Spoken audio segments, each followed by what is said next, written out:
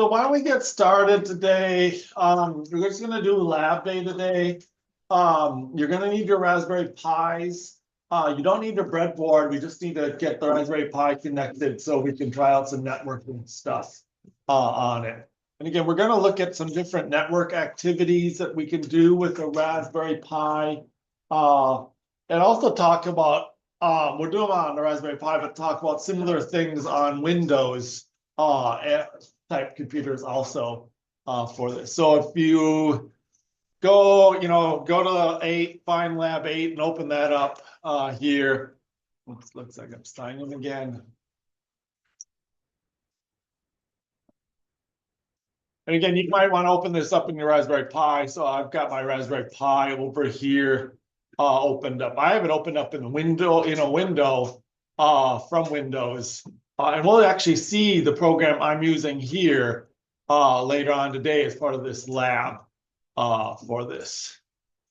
So why don't you get that set up? We'll let you get a couple minutes to configure this, and then we'll start working on this first part of this Raspberry Pi stuff in just another minute here. While we're doing that, I want to do a quick announcement. Let's jump to the announcements. The Midwest, we have a conference coming up, the Midwest Instruction and Computing Symposium. It's going to be held down in Augsburg, which is down a college down in the Twin Cities area. We usually send a group of students and faculty to this conference every year for this. And particularly, there's 2 different contests. There's a programming contest where teams of 3 students will compete on a 3-hour programming activity. Have you guys done the program? But one of the challenges with this conference in recent years is that there's a data analytics conference called Mini MUDAC, usually the same weekend there. So I think our TAs are going to Mini MUDAC, right? So have you guys been to, and last year you went to it too. So have you been on it, done a programming contest yet, ever? We did go in the fall. Oh, you did? Yeah. Right, okay. The DigiKey one? Okay, yes, that's a fun one to go to. So yes, these are programming contests. They're probably not a good match for students in this class because again, we usually want students to have, Java 1, Java 2, and some other maybe advanced programming course. So usually it's, we can, you can be on this, but again, it's the programming contest is generally for students who have finished Java 2 stuff. But again, if you're interested in that, let me know. We'll probably be sending 2 teams down to this, looks like. The other thing is a robot contest. And we have not sent this, we have not made a little robot to compete in this since before the pandemic. Though before that, we used to do it almost every year. And this is just let me see if I can pull this up.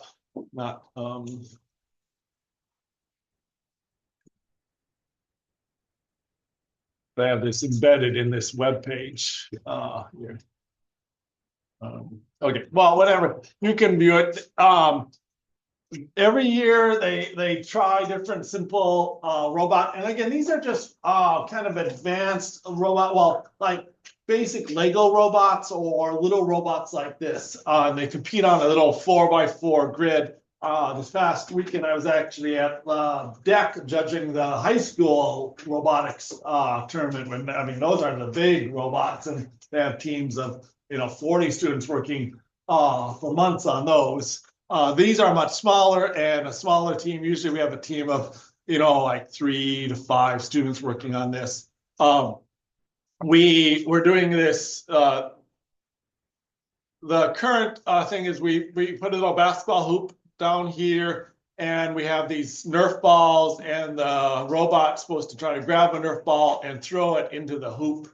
It's at a little angle so that the balls will roll back down here, and then you can throw it in. And it's something you could probably, again, we have a bunch of Legos and Lego, some Lego Mindstorm robot stuff, but it could also be, I think it'd be fun. We have not done it with a Raspberry Pi, but I think it would be fun to do it with a Raspberry Pi here and build a little robot for that. Mix is in April, the first week in April, I think. Let's see if it's under key dates here. April 4th and 5th here. We have a couple more weeks to register teams. So if you're interested, if you want to try to do a robotics stuff, I would lead a team to do that, and we can see. So we'd want to get maybe 3 or 4 students together. So let me know if you're interested in that. So. All right, so back to our lab. So again, we're in 8. We're doing the lab down here. We've opened that up. We've got our Raspberry Pi up, and then just start walking through this. First thing we want to talk about is every computer has an IP address, and what is the IP address, and talk a little bit about those. So certainly on your Pi, you can look for an IP address here. There's a couple ways of doing that on your Pi. If you go over the Wi-Fi connection, if you're connected on Wi-Fi, it'll tell you. So there it says 10.10.74.254 is mine. I can also run a command here for this. I can say ifconfig. Now here it says sudo ifconfig for do it as a super user. You really don't have to do it as a super user. You can just type in ifconfig. Now this list, this is complicated to figure out. Each of these are a different networking device here. And so ETH0 is your Ethernet adapter. And I don't have my Pi plugged into Ethernet. So it does have a MAC address, but it doesn't have anything else there. So that's my Ethernet address. LO is a lookup address. That's for testing purposes. On every computer, there's a special address 127.0.0.1, which is a loopback to your own, which points to your own computer there. It's called your home address. In fact, I have a T-shirt that says "There's no place like home," and then lists the address on there. Lists 127.0.0.1 because on any computer that'll be that computer from that spot.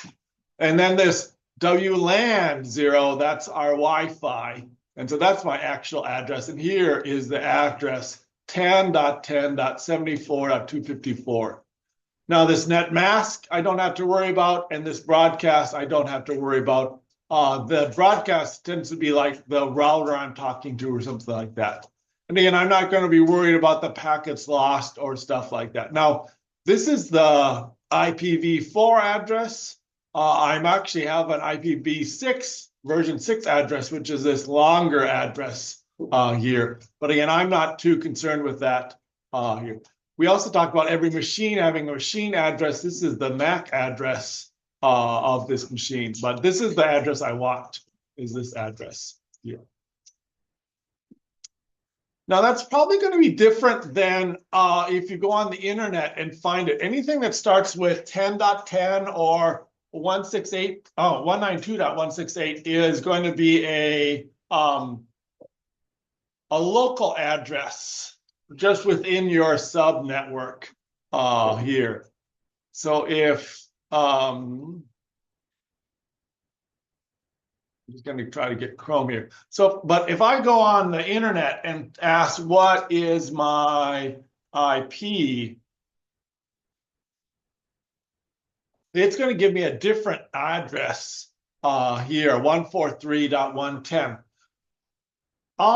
St. Scholastica owns the domain css.edu, and that's 143.110. So this is my more of my public address. And then the Wi-Fi router knows that, and that's actually probably the address of my Wi-Fi router. And then connections go into that, and from there it's redirected to my address for that. It's redirected to this Oops, where's mine? Let's see if I can minimize it. My 10.10.74.254. So again, sometimes, especially you can look at home, and that home networks almost always give a 10.10 address or a 192.168 address.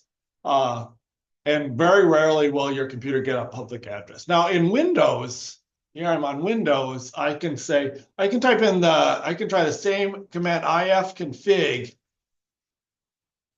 Now, if I use the older command prompt, that won't work. But if I use the new PowerShell ifconfig, should work. Okay, I was wrong. In Windows, it's called ipconfig rather than ifconfig, and it gives a little different version. So again, I'm on Ethernet on this computer. And so my IP address is, again, this is an external one, 143.110.51.25 here. And again, yeah, I think IP config will work over here also. Yeah. And now on this computer, that should match. That's an external address. So that'll match if I say, what's my IP address? That'll be the same one as here.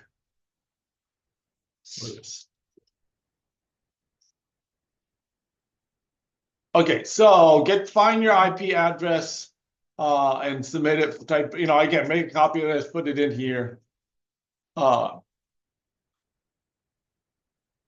we're going to try to install this VPN on our system and talk about a VPN here for this. So we're going to take this command, go to our terminal window on Pi and paste that command in there.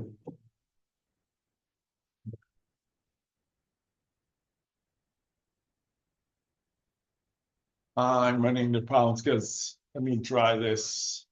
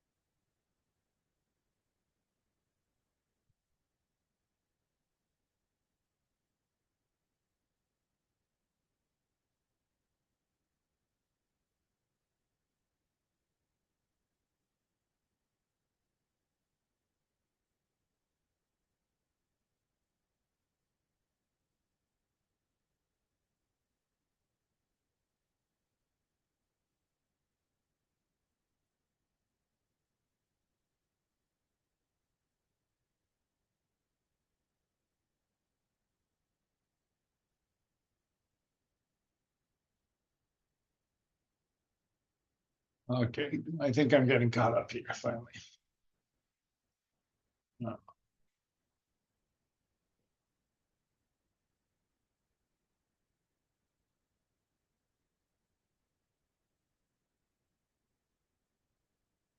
Okay, so we're installing this VPN, and let's talk a little bit about VPN and how this works, what a VPN is.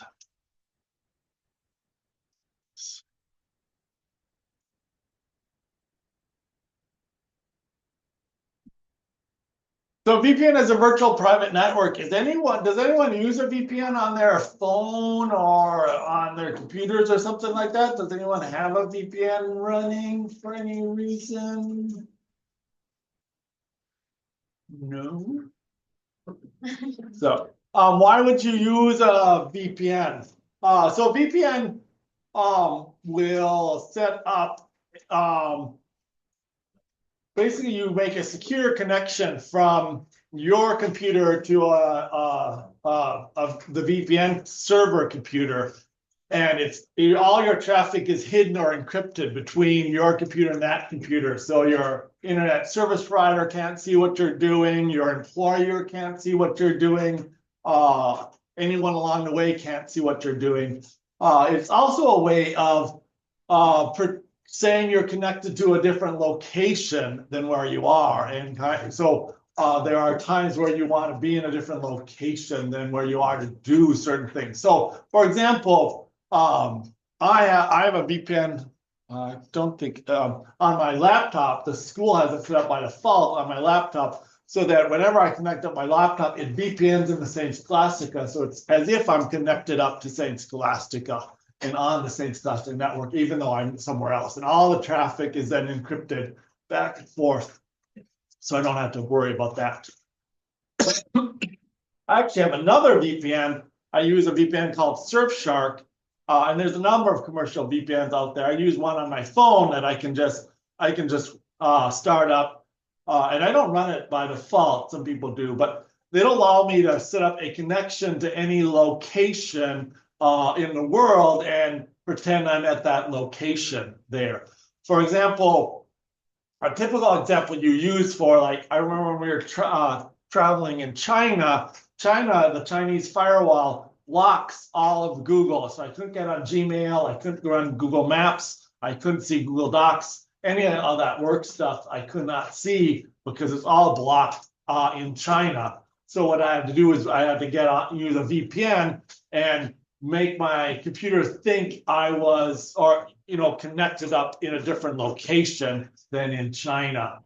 So I would connect up to like a European location or a connection in India or whatever, where those are not blocked there. So again, set up a private connection there. When I'm in Ireland, my bank won't let me bring up my bank website for web banking from outside the country. It's blocked outside the country, so I have to run a VPN back to the United States. So then my bank will say I'm back in the United States and I can connect up to my bank and do online banking. So there's a number of places like that. The less serious reason why is that, like, if you have Netflix and you want to watch some show that's not available in the US Netflix, but is maybe available on British Netflix, you can switch your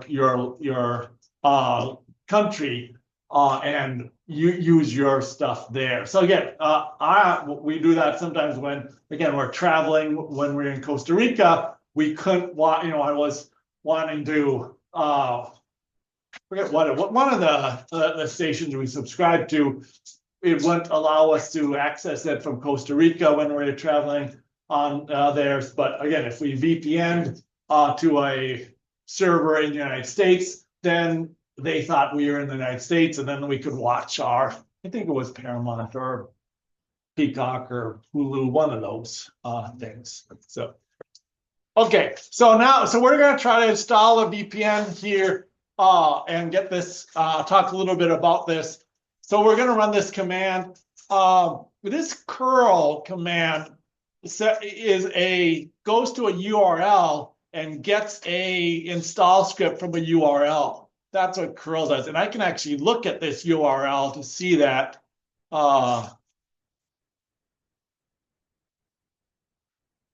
So this is and it sends that to bash, which is our kind of like a terminal window here. So this is it's downloading this long command here for installing this. So rather than having us type in all of those commands, it's all in one file. We're just saying, go to that URL, grab that URL, and then send that to our our terminal window. So that's what that command does. So over here it's got this installer will transform your Raspberry Pi into an Open VPN or WinGuard server. I'm going to say OK. There. A Pi VPN is a server, so it needs a static IP.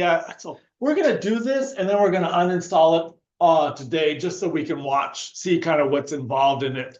Because we don't have a static IP address on our VPN. In fact, I can show you why that, because every day, every week I come in here on Thursday, I remote into my VPN and it changes. I have to write down on paper every time. So it lasts a few weeks.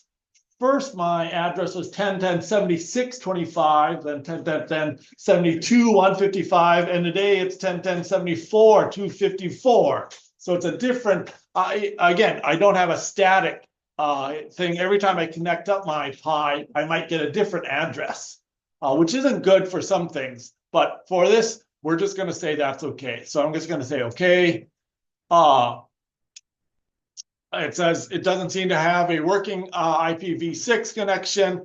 It is still recommended that you force all IP use a VPN. We can say yes of this. It gives us an address there. You're using a DHCP reservation. So these are your current network settings.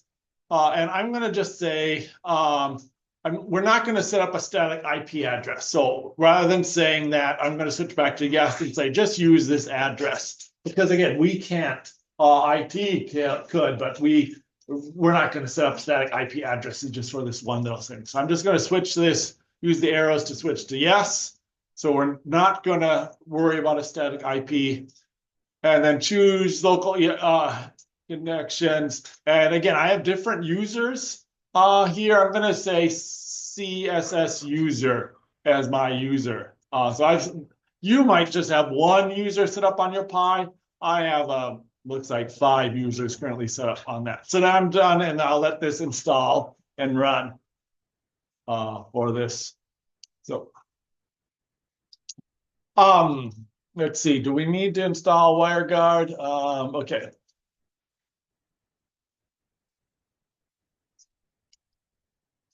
I think we want, I'm going to switch down to OpenVPN and just do that. Okay.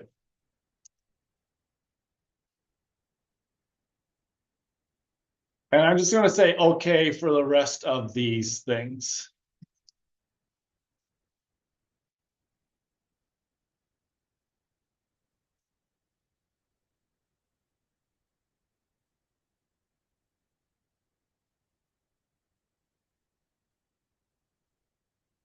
Now, what is this doing? This is setting up your Pi to be a VPN server, so then another computer can connect to it and set up a virtual private network to this. Again, like on my computer, on my phone, I have these different VPN servers here. Let me see if I can, let me stop sharing so you can see this. This is my phone, and this is Surfshark. And again, these are all the different servers in lots of different countries there. And then I can look, let's go down to the US. So in the US, there are, I actually want to connect. It's trying to connect to these VPN. There are dozens of servers in, Chicago, a lot of them, Detroit, Kansas City, Buffalo, Denver, Ashburn, Atlanta, Dallas. All these are different servers running. And again, they're a little faster than a Raspberry Pi because a lot of people are using them. But if for a user, if you wanted, you could set this up, put it somewhere. Like I could put it and plug into the St. Scholastica network, and then I could VPN in there, and I could be in this, pretend I'm in that network. If you are a spy trying to break into some network, you can, like, let's say we want to break into the UMD network, we can maybe sneak over to UMD, plug this into an Ethernet connection, and be connected to their Wi-Fi. Won't actually work because we'd have to have a UMD login and stuff like that, but technicalities there, and leave it there. And then from here, we could VPN, and it would be as if we're on the UMD campus there. So that's what we're trying to do here. Let me share again. Okay, there's my screen. Okay, so we've got that all done. Installation complete. I'm not going to reboot. I don't think we need to we'll see if we can, oops, I thought I said don't reboot. Obviously did not. It is rebooting, sorry, but you shouldn't have to reboot. We'll let this reboot. And then we're gonna try some commands. So again, try to take a photo of you installing it. Any of the screens where you're installing it, take a photo of that here, and then we'll try to run some of these commands and take a photo of one of the commands for this. I've got to reconnect once my Pi comes up here.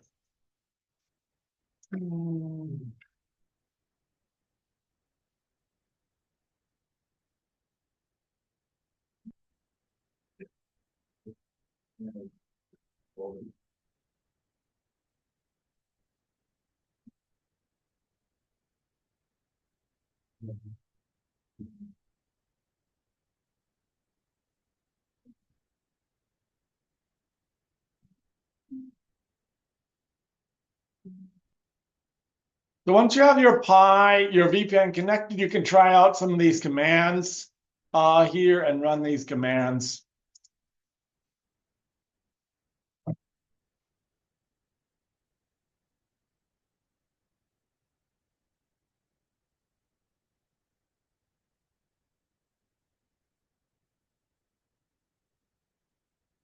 So again, here I can type in a command like, since I installed this, I should be able to type in PI VPN and then like to get help -H to display the help screen here.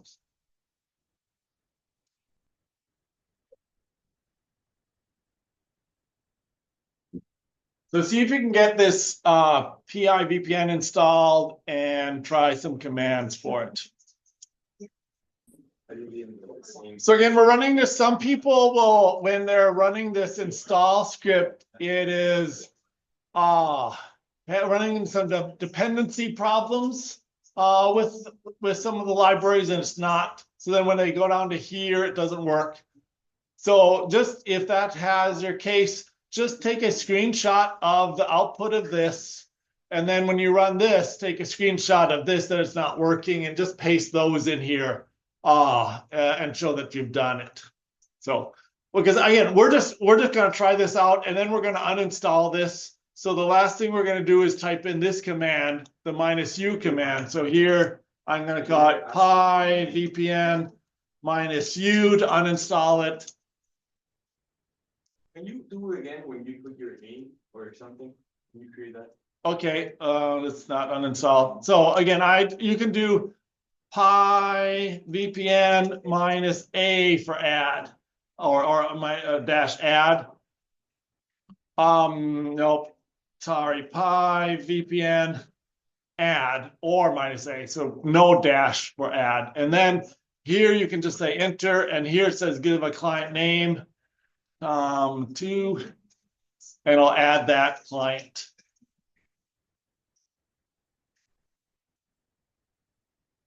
Now it works. Okay, and then I can actually list all my VPN connections. I can say Pi VPN -L to list them, and I've set up 3 connections for this VPN. But then once you get that done, take your picture. Then you want to do your uninstall Pi VPN -u to uninstall it. It says yes, you want to uninstall this, and I'll remove everything that you installed from this.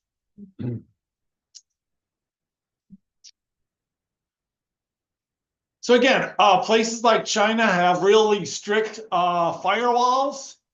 So in visiting China, you can do that here.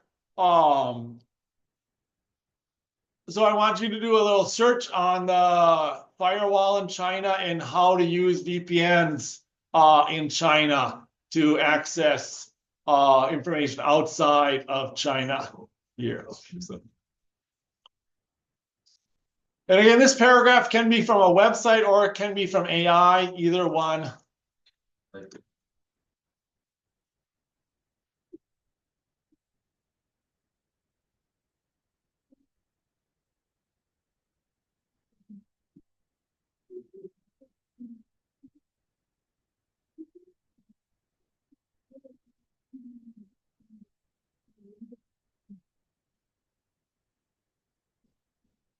Okay,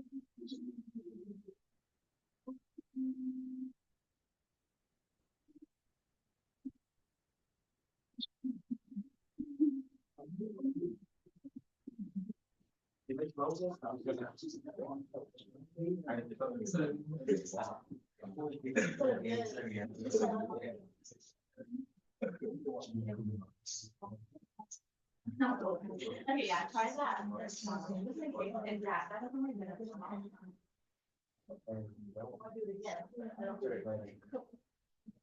Oh, yeah. What's your?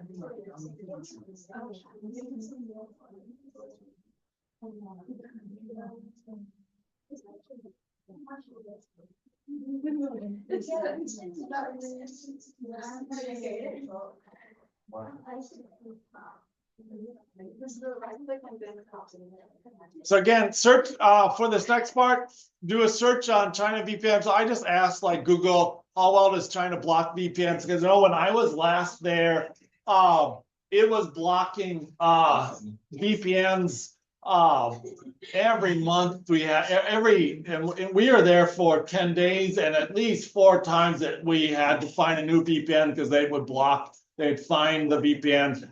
Companies that run these sort of VPN services are always setting up new VPNs and new addresses to try to get around China. But China is very active at blocking VPNs there. So.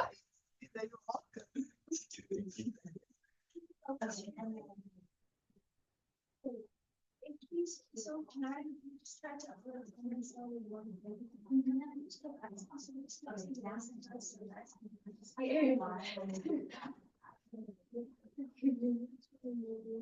oh, right, because it's like different colors. So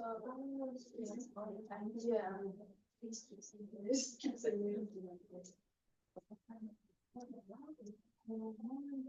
Okay, part 3 is a remote connection to your Raspberry Pi. So like right now, you probably plugged in a keyboard and a mouse to your Raspberry Pi and a monitor to your Raspberry Pi, and then you turned it on to use it. But you don't technically have to do all that for this lab, and that's what I have. I'm just connected. I turned it on, and I don't have a mouse or keyboard or a monitor connected, but I need the address. So before you do this next part, make sure you write down the address of your Pi. And you probably did that up in part 1, but just make sure you have the address to your Pi. And now we're going to try to connect to it with VNC. Now we tried earlier with remote desktop protocol connection, and this is what like Microsoft and a place like that often use for their remote connections to a virtual PC. So we remember when we created a virtual machine and we remoted into that. That's one way. But there's a competing method of doing it that I prefer called VNC. But it's not maybe as widely supported. So, but we have software on these computers called Real VNC. So again, I'm just going to go down to Windows here, start typing in VNC, find Real VNC, opening up this window, and then at the top here, I'm going to type in my address here. So let's make sure I'm recording here. Okay, so on the top, I'm going to address. So my address for my Pi is 10.10.74.254. I'm going to type that in and hit connect. It's going to ask what username and password to connect to. I actually have a separate login for that, but yours, whatever you use to connect up to your Pi, it may be Pi user, it may be CSS user, something like that, and the password. So you have to remember your username and password for this.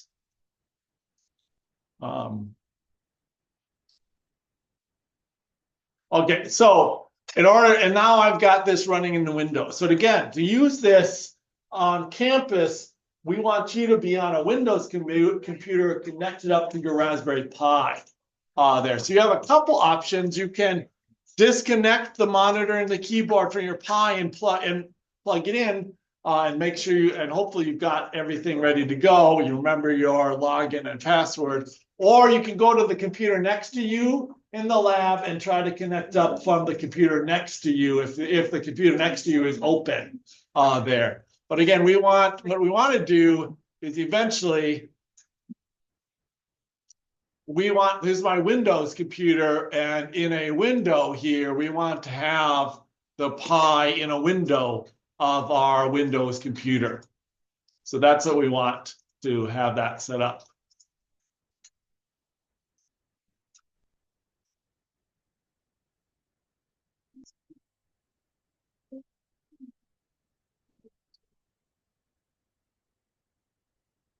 Now, if this isn't working, let me know. We may have to go in and check if VNC is enabled on your Raspberry Pi. So again, on your Pi, under settings, preferences, Pi configuration, there's interfaces, and VNC is one of them. We want to make sure that's enabled. So again, if you can't connect, you might have to reconnect to your Raspberry Pi, make sure this is connected and try again. But you do want that connect set up here. In the same way we have secure shell enabled, you want VNC enabled. And that's what that's showing here. This picture is a little out of date. We should move in. Maybe I'll move up the new picture in there.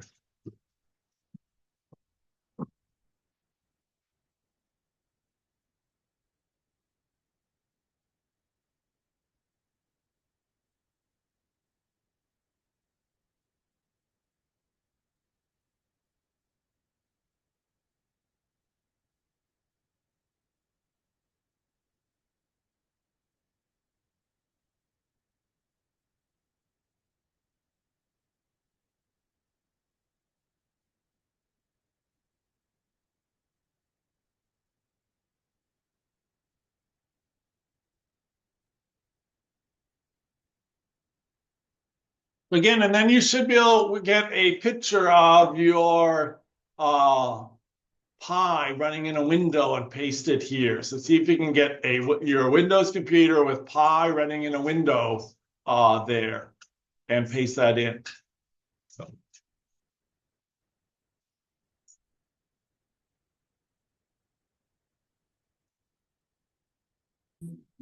So with VNC viewer, you don't have to create a login. It's gonna want you, but you can just hit cancel. So if it brings up some login screen here, just close that. You don't have to log in here. Just hit cancel, and you just want to get to this screen here.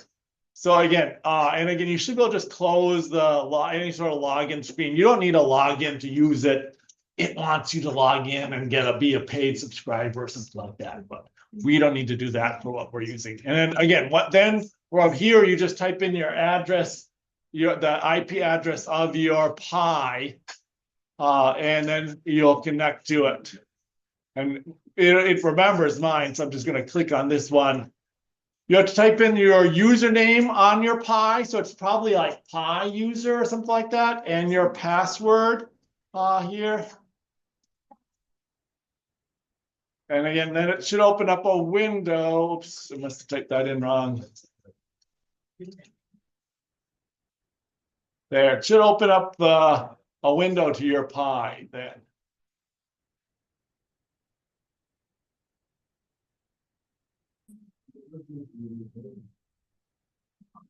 Okay, once you've got VNC enabled, you should have this connection up. A couple things here that we've found is, again, when you're running VNC, you shouldn't have to log in. Look for a little link under where, if it says a login screen, say continue without, what did it say? Continue without logging in or something like that. It should be in blue down at the bottom of the screen, so you can get around that if you can. But you shouldn't have to log into VNC on Windows for that stuff.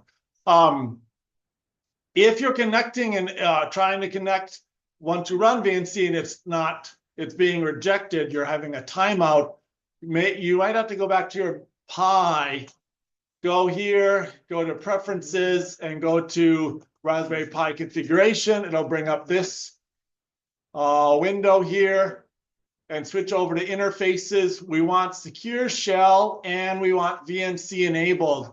So if those aren't enabled, enable those for this and then hit OK. I don't know why this other one is enabled. I don't need that one. And then hit OK. I'm not going to reboot right now. Okay. The last thing we're going to do is talk about a little bit of networking and ports and stuff like that. Gonna kind of be careful because IT doesn't like us doing this last part because it's kind of hacking-ish like this there. So if anyone says something, say, just say, Tom, how'd you do this in class? Okay, and don't do this outside of class. Okay, for this. So let's look at what this is.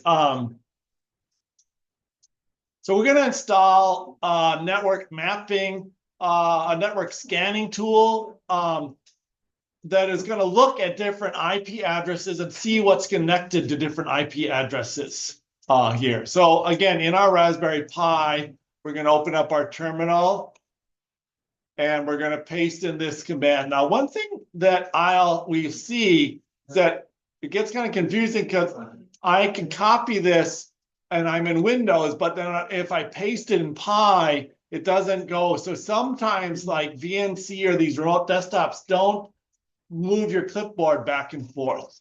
So I find it useful to have the lab up in a window, in a browser window on the Pi also. I actually find it useful sometimes that you can actually run this in full screen also, but now I'm going to go here and then I can, but again, this is such a short command, we could just type it in anyway, but I'm just going to copy that command and paste it here.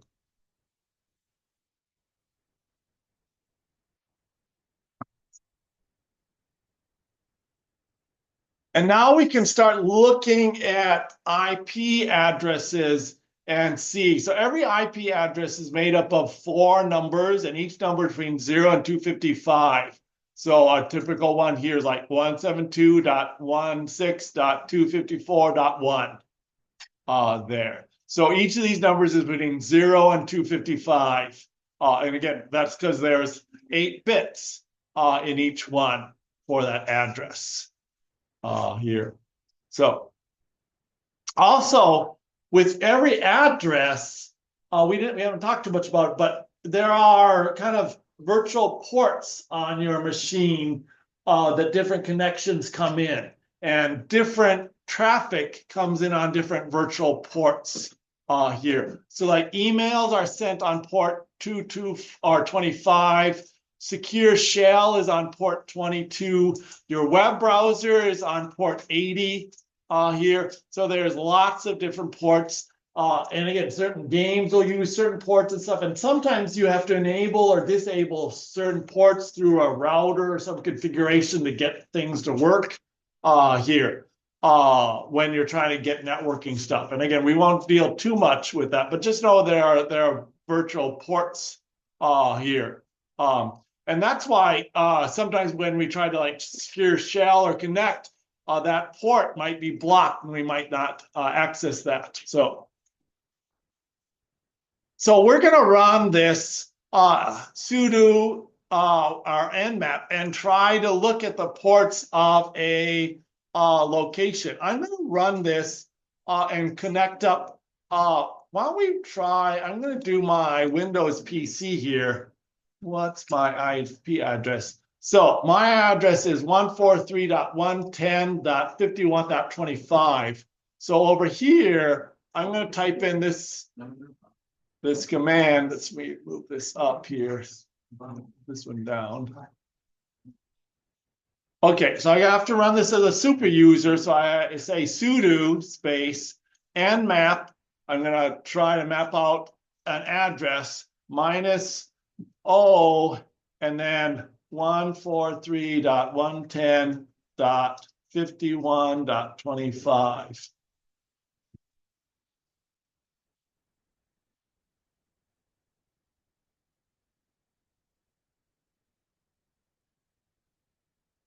So it tries to connect to all the ports on my computer and see which ones are open.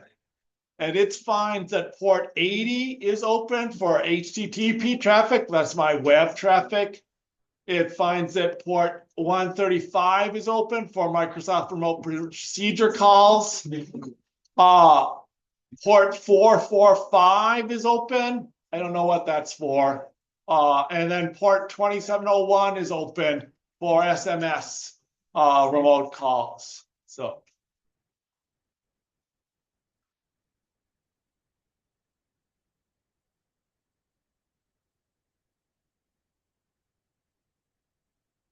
You can also use this to scan a range of addresses. And this is what we have to be very careful of doing. So I could scan all the computers, all the addresses at St. Scholastica and see which ports were open on every computer at St. Scholastica there.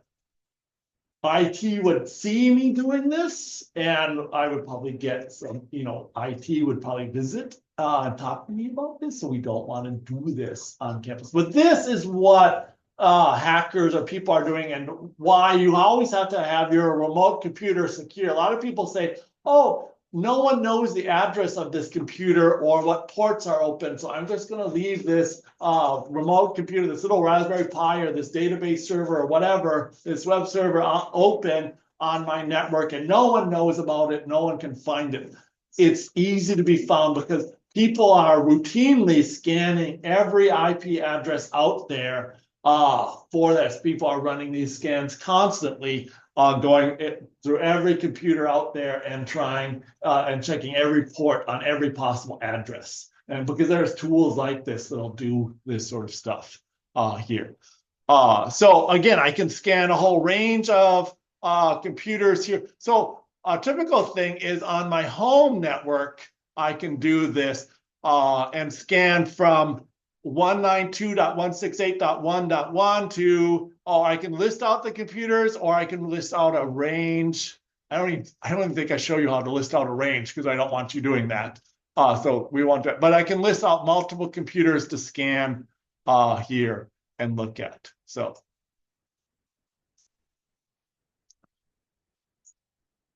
So again, if you want to check if a particular port is open, you can use Nmap to do that here.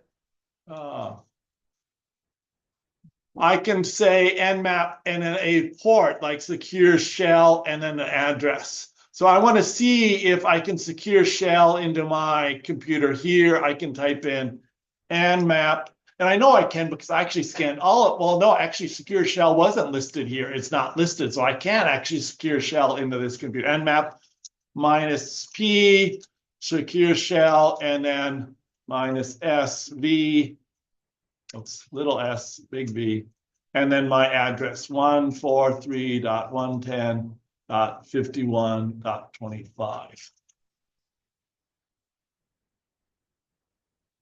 Oops, I typed in secure shell. I want SSH, no E. Try that again. Okay.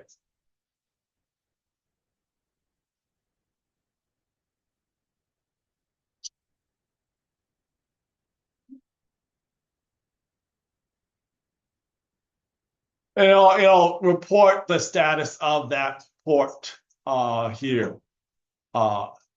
And it looks like it's not open, is what is called filtered, meaning it's restricted for this.